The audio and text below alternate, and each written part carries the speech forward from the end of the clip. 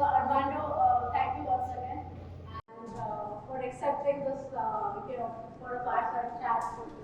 Because you're here and you're been in the healthcare industry for this long, right? So hearing from you how the healthcare industry would span over the next few years, right? Especially when AI is here, right? Like people are talking. Based on Gartner, like 40% of the healthcare providers would be spending doing investments on AI side, right? So what's your take? Yeah, thank you for hosting me, and thank everybody for being so grateful and inviting to having me here. A little bit about me: I've been with Teladoc for about 10 years now, long time. I'm originally from Brazil, Rio, and moved to this country back in 1992. Long time ago, probably some of you were not born. And fast forwarding, long career, joined Teladoc, like I said, in 2015. And I can say that Teladoc, by the time I joined, a little bit about the company. They started in 2002. And the founder thought about virtual healthcare way back then, right? Really early on when nobody was talking about it, right? Getting doctors and members, right? Patients connected virtually. I would say that from 2002 to 2007, it was mostly spending on legal, right? Getting, it passed through Congress so you could start a business. So it took about 5 years. And then from 2007 through now, they had this journey, right, on getting us connected. First mission was basically urgent care. Just, I have a cold, a cough, got sick from my son, request a consult, and you get providers, somebody to call you back. Fairly simple workflow, nothing like excessively complicated, except that in the US you have a complicated health system, extremely fragmented. We don't have besides I guess Medicare, a national healthcare system. So very hard to connect actually a person like you and I to a doctor, right? You need to consider multiple factors, whether the doctor has a license, specialty, where the member is. Anyway, it's fairly complicated just to get those two people connected, and then all the technology that comes with it. So, fast forwarding a little bit more, another 5-7 years, Teladoc kept growing through acquisition. We went from urgent care to chronic care, whole person care, then connecting devices into the application to measure your, blood pressure. If you have type 2 diabetes, your blood labs, right? And then, of course, mental health care through direct-to-consumer. We have a company called Better Health that we acquired. It grew fairly successful, taking care of a lot of people just by, again, connecting virtually. Not mostly therapists, and using SMS, but that was a huge success. And then COVID hit. And then it kind of squeezed the balloon on the demand, and we grew very fast, which allowed us to get a very huge expansion on both membership and continue to improve the investment technology. Then I think now we're kind of stabilizing and trying to just add more and more functionality. So I'm getting to your AI question, right? Just a little bit of background. So I think AI, I was talking to actually to Dipti, to you today, right? About, since I've been here for a while in this industry with the birth of the PC and DOS, right? I think AI, like internet, 2010, right? Or early 2000, I'm sorry. And then mobile 2010, and I think AI now, I think is still in the beginning, in my opinion, of where it is. I think there's a lot of technology out there, like, for those of you who are on the internet, what are you going to do with it? Email, webbing. Web was awful. But the only difference now with AI is just there's so much power and technology, right? It's just that you create the models, but how are you going to use those models, right? The language models, the LLMs, and all that stuff. I think with healthcare, I can tell that Teladoc is leveraging that technology, again, in the early beginnings, but imagery, right? To make sure that as we get the images, we know how to quickly identify a condition, right? We're using that. How to match member and patients using those language models to make it faster in milliseconds instead of seconds, right? To improve the user experience.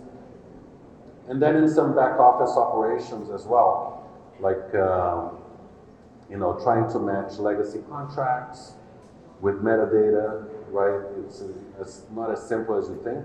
Still requires a lot of manual labor of somebody looking at a piece of paper and typing it in. So we're using that. And we'll continue to invest in AI, right? We're going to continue to experiment with language models. Of course, in the US, healthcare, it's highly regulated, so you have to take care of all the privacy and regulations to use that. You cannot just put it on the cloud, you have to host it, making sure that the data is secure, encrypted. Everything that we do is encrypted in several areas, right, in the case of a breach. So it's a huge investment, right? But we're investing, we're going to continue to invest in AI, and hopefully, partner with you, Dipti, to look at new features, new technology, and how can we bring to Teladoc with this new partnership that we have together. Long answer. Yeah, Tudip is also investing heavily on healthcare, right? Because it's one of its core competency. We are working with a lot of other healthcare clients as well, where we are seeing like a lot of investments on the AI side, right? Where clearly they're trying to eradicate heart attacks. That's their mission, and I think it's a great noble cause. Similarly, like Teladoc, right? They had this mission of telehealth, but no one was thinking of telehealth, right? How can you not go to doctor, because when you're sick, you want to go to doctor and feel the experience than the virtual, right? So it's a great vision. Like before the COVID, no one could even imagine, but during the COVID, it was like that actually happened when you were not seeing doctor face to face while you were doing through telemedicine, right? So that's always one of the key challenges, mostly on the healthcare side from the AI perspective, is the ethical side of the AI, right? People talk a lot about that, right? Because it's finally the PII data, and there are a lot of other challenges as well, right? So what do you see in that perspective, right? As far as like challenges Yes. to overcome, well, I think security and data is super important for Teladoc. We are not only a healthcare company, we're a public company, so we're FDA regulated. We have to provide reports to the SEC. There's this whole scrutiny, right? I think as long as we protect the data, we have our data hosted locally, we have our own language models that we're going to build and leverage. I think now we all heard about DeepSeek and I think that you're going to have a lot of competition out there of language models. I think will open a lot of opportunity for us to implement, as long as we protect the data, as long as we keep our data encrypted, as long as we don't share that data publicly, right? That is a challenge, but I think Teladoc has 92 million members. Okay. We have their data in our systems, we have their conditions in our systems. Of course, we need, for everything we do, they have to accept click on I accept all the terms and conditions. As long as we have those permissions, we can use their data and use the language models to invest. We're always looking for ideas. We're looking for your IQ and pass that face. We're looking for your, ideas and contributions, right, to Dip, and how we can leverage that, that power that just like emanates in this room of, you guys are in the AI generation, right, which is so exciting.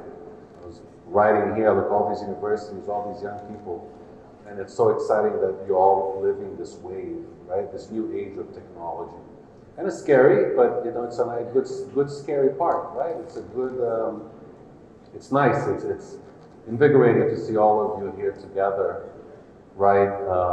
Working together to build something new that we can all use. And lower healthcare costs, hopefully, in the US. It's a big problem. So with big problems, there's big opportunities, right? That we can all take advantage of. No, thank you, thank you. Yeah, someone told me, right, that AI in the long run is underestimated and in the short run is overestimated, right? But I think that happens with any new technology, because we are seeing this technological new era, right? As you pointed out, there was web, mobile, and now it's an AI, right? So it's a 10-year journey where we all are thinking how it can be utilized. But yeah, AI is here to stay. And we also as a company are investing, and we look forward for this partnership where we can see how we can invest more and more on the AI and create something beautiful together. So thank you on that. Any questions?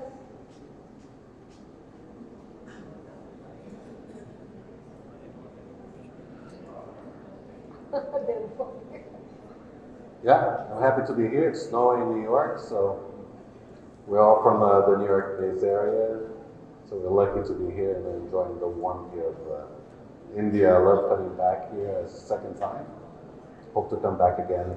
Yeah. And, we look forward to hosting you soon. Yeah. Anything else? Any questions now? Shall I group? Yeah. Okay. All right. Thank you. Thank you. Thank you so much.